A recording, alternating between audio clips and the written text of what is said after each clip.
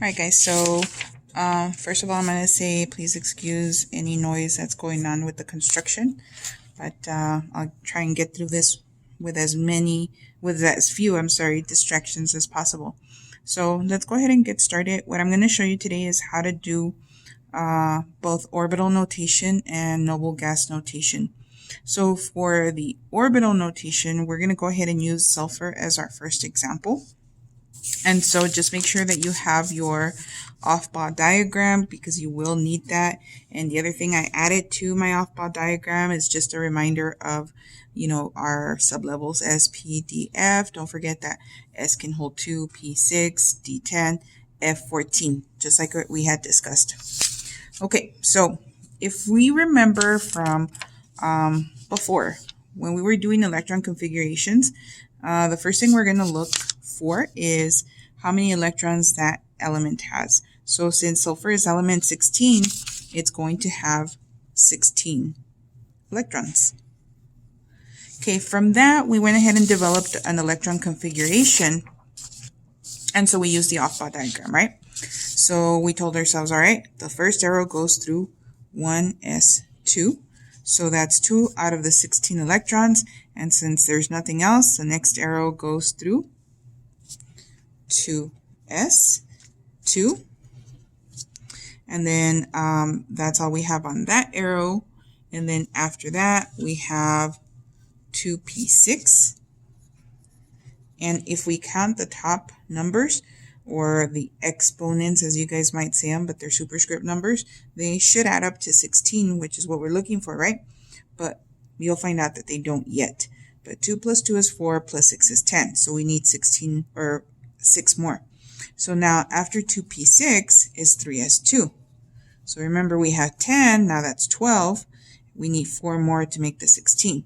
So after 3s2, we go on to our next arrow, which is 3p6. We only need 4, so it's okay to use on the last part of the configuration less than what we can actually fit. So therefore, we're going to go ahead and put down 3p4. So now, if you go ahead and count the top numbers, the superscript numbers, and add them up, it's 2 plus 2 plus 6 is 10, plus 2 is 12, plus 4 is 16. So that's 16 electrons. Okay, so that's really a recap of what we've done before. But now, let me go ahead and just put down, this is electron configuration. And so we already know this, but remember, we're learning another type of configuration.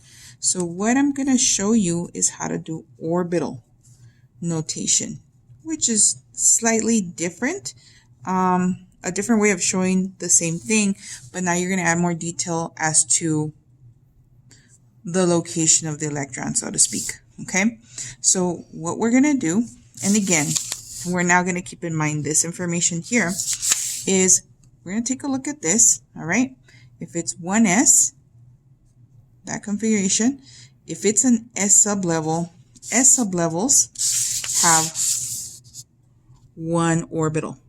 So we're going to show orbitals with boxes, and I'm just going to put a box here just to kind of remind you. So we're going to show orbitals with boxes. So it's going to be 1s, and you're going to put the box on top. Again, because it is an s, it has one orbital. Okay, the next one is 2s. And the 2s, again, it is an s sublevel, so one box. The next one is 2p, which is right here. And if we look at the p sublevel, you're going to find out that it has 3 orbitals, or we can have 3 orbitals there. So to show 3 orbitals, we're going to show 3 boxes. So we're going to do it like this and kind of slice our little box there. So now we have 3 boxes for the 2p sublevel. Okay. So far so good. The next one after 2p is 3s. Because it is an s, again, only one orbital, one box. And then we have 3p. And again, because it is a p sublevel like the 2p, we're going to go ahead and place 3 boxes. Okay, so notice 2 things between the two. This one, we haven't yet decided to put numbers, and we're not going to. Remember, these numbers represent the electrons. So what we're going to do is, instead of using numbers, we're going to use arrows to represent the electrons. So just remember how many we can fit. If it's the S sublevel, we can fit up to 2 electrons, a P, 6, D, 10, F, 14. Okay, so the way electrons work on an atom is that they have an opposite spin.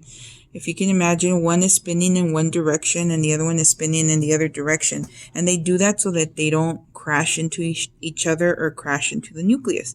So to show that on paper, we're going to say that the spin, there's an upward spin and a downward spin when electrons are paired together. Okay, so now if we're looking at 1s2, there's 2 electrons that are paired. So in this one orbital, we're going to put those 2 electrons, and we have to put them in opposite spin, one pointing up and one pointing down, just like that. You can never have 2 that are pointing up in the same orbital, and you can never have 2 that are pointing down in the same orbital. They have to be spinning in opposite direction or pointing in opposite direction. The next one is 2s. There's 2 electrons, so here's my arrow for one electron, and here's my arrow for the second electron. Okay, the next one is 2p. It has 6, but notice how I'm going to put this because there's a strategy to this. I can't just like draw 6 arrows. You have to be really careful how you do it. Okay, so the rule is that you have to place an electron in every orbital in that sublevel before you can put them in pairs. So imagine that you're walking in a bus. You're walking inside a bus and you see all these seats.